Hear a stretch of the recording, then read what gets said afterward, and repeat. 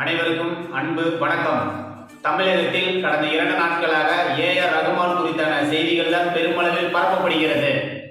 ஏன் தமிழகத்தில் மக்கள் பிரச்சனைகளே இல்லையா அல்லது திட்டமிட்டு திமுக அரசு மறைக்க பார்க்கிறதா என்ற கேள்வி நம்மில் ஒரு கணம் எழுகிறது. ஓசூரில் நீதியை நிலைநாட்ட வேண்டிய நீதிமன்ற வளாகத்தில் வழக்கறிஞரை வெட்டுகிறார்கள். தஞ்சையில் ஒழுக்கத்தை கல்வியை கற்றுத்தரும் இடமான பள்ளி வளாகத்தில் அரசு பள்ளி ஆசிரியையை குத்தி கொலை செய்கிறார்கள்.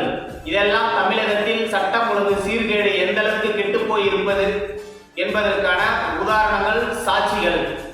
திமுக அரசின் நிர்வாக சீர்கேட்டை மறைப்பதற்கு கைக்கூலி ஊடகங்கள் மூலமாக ஏஆர் ரகுமான் வாழ்க்கையில் நடைபெற்ற சிறு சம்பவத்தை ஊதி பெரிதாக்குகிறது.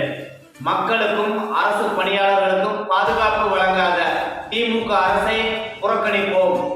வளமான பாதுகாப்பான தமிழகமாக மாற நேர்மையாக கர்நாடக காவல்துறையில் 10 ஆண்டு காலம் பணியாற்றிய